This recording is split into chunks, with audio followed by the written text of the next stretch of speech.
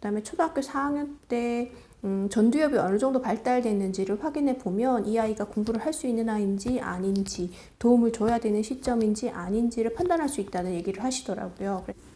안녕하세요. 참된학습법의 남원장입니다. 오늘은 출근하면서 유튜브에서 신희진 교수님이 말씀하시는 내용을 들었었거든요. 그러면서 아이가 공부를 잘할지 안 할지는 초등학교 4학년 때 결정이 된다라는 말씀을 하시더라고요. 제가 30대 중반에 아동학 공부를 해서 학위를 받았어요. 근데 잊고 지냈었거든요. 왜냐면 처음에 제가 아동학 공부를 하게 된 거는 학원에서 그 영재교육 수업을 하다 보면 영재가 아닌데 그 반에 들어와 있는 아이들도 있고 영재인데 뭔가 문제가 되는 아이들도 있어서 이 아이들을 좀 어떻게 받아줘야 될까, 공부만 잘하면 그냥 넘어가 줘야 되는 건지 아니면 어떤 부분을 지적을 해서 어머니께 전달을 드려야 되는 게 맞는 건지, 그러니까 저는 그 당시 때는 이제 결혼을 했지만 애는 없었기 때문에 어떻게 자녀 교육에 제가 가이드를 해줘야 될지 굉장히 고민이 되더라고요. 어머님들도 많은 매체가 있긴 하지만 굉장히 답답해 하시면서 이제 제가 강사고 제가 선생님이니까 문의들을 많이 하세요. 그러면 제가 아는 선에서 말씀을 드리긴 하지만 전반적인 생활이나 제가 학습적인 부분에서 수학의 발전이라든지 뭐 영재교육에 관련해 제가 하는 수업에 대한 거는 가이드라인을 해드릴 수 있지만 그 외에 생활적인 부분, 태도적인 면 이런 것들에 대해서 조언을 드리기는 굉장히 조심스럽더라고요. 그럼에도 불구하고 주위의 어머님들과 의견을 교환하는 것보다는 학원 선생님께 학생들과 교감한 선생님들께 의견을 구하시는 분들이 많아서 이 부분으로도 내가 좀 전문적으로 공부를 하면 좋겠다라는 생각이 들었고 아동학 공부를 하게 됐는데 제가 생각했던 아동학이랑은 되게 다르더라고요.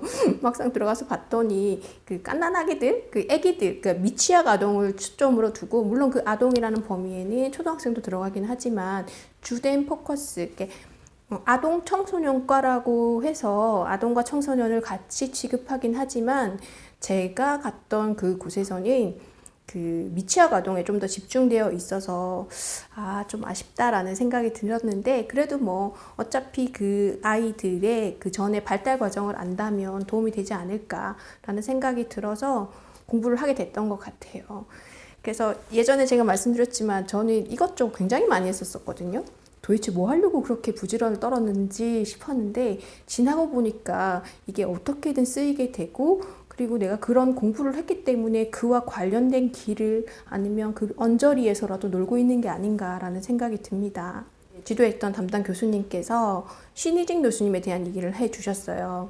그분은 정신의학과 교수로 의대를 전공을 하셨었는데 아동학에 관심이 많아서 자기 밑에서 공부를 했는데 굉장히 진지한 마음으로 그러니까 진지한 마음으로 제대로 학습을 하셨던 분이다라고 하시면서 본인은 아동학의 권위자이시지만 신진 교수님 같은 경우에는 정신의학과에서 나름 한 획을 긋는 사람인데 그분이 저 자세로 아동학 공부를 다시 시작할 수 있는 그런 자세도 굉장히 마음에 들고 학위를 받기 위해서 그냥 어설프게 한 게 아니라 굉장히 열심히 하시는 분이다라는 말씀을 하시더라고요.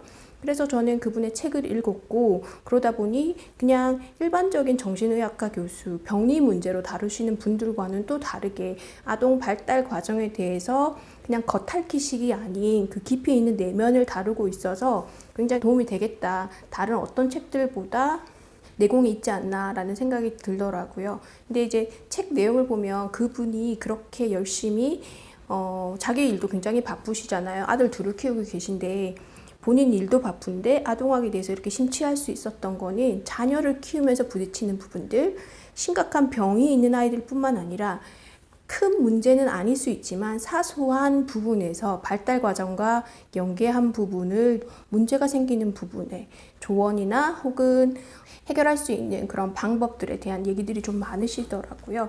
그래서 기존의 소아정신과 의사께서 말씀하시는 내용보다는 조금 더 아동 발달에 집중을 해서 내공이 좀 더 있지 않나라는 생각이 듭니다.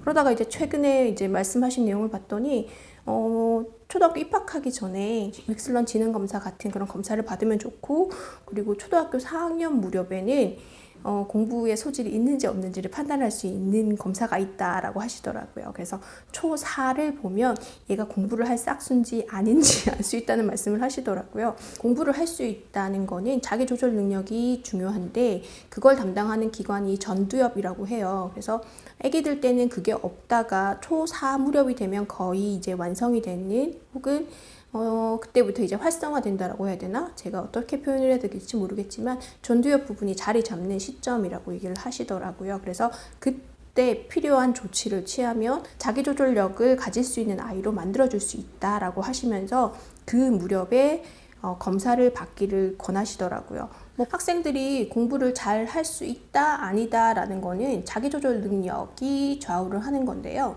이 부분은 그냥 훈련을 통해서만 이루어지는 게 아니라 뇌가 발달을 해야 된다라고 얘기를 합니다.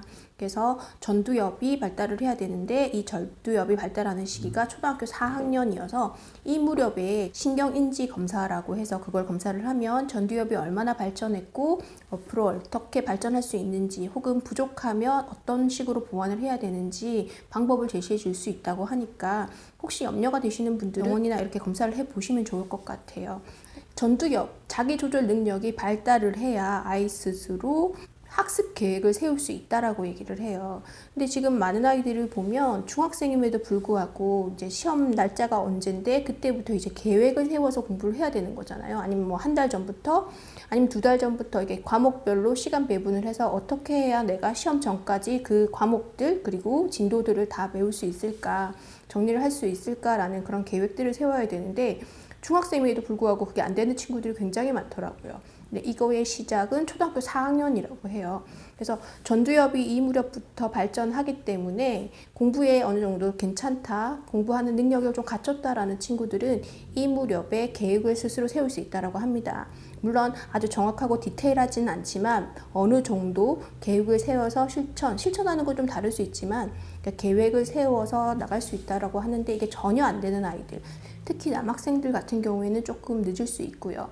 근데 일반적으로는 보통 초4 때부터 그런 게 시작되는데 너무 그런 기미가 안 보인다면 가르쳐야 되는 부분도 있지만 혹시 우리 아이가 전두엽이 너무 늦게 발달하는 건 아닌가? 아니면 이 부분에서 어떤 자극이 좀 더 필요한가? 라는 생각이 드시면 병원을 방문해서 신경인지 검사를 받으면 이 아이의 전두엽이 어떤 상태인지를 파악을 해서 조언을 해주신다고 합니다. 전두엽 발달을 도와주는 방법은 아이에게 생각을 물어보는 거라고 해요. 그래서 네 생각은 어떠니? 그러면 인지적인 능력도 발달하고 또 스스로 바라보고 생각할 수 있는 능력을 키워주기 때문에 전두엽 발달에 많은 도움이 된다라고 하더라고요. 그래서 이렇게 대화하는 부분이 힘들면 그거를 일기로 쓰는 것도 굉장히 좋다라고 해요. 그리고 초등학교 4학년 정도 되면 일기를 썼을 때 그냥 내용만, 있었던 일만 나열하는 게 아니라 자기 생각이 들어가야 되는 건데 그게 안 되는 친구들은 그렇게 쓸 수 있도록 조언을 해주시고 그렇게 지도를 했음에도 자기 생각이 안 들어가거나 하는 것들은 아까 말씀드렸듯이 그런 검사를 받아보는 것도 괜찮겠다라는 그런 말씀을 하시고요.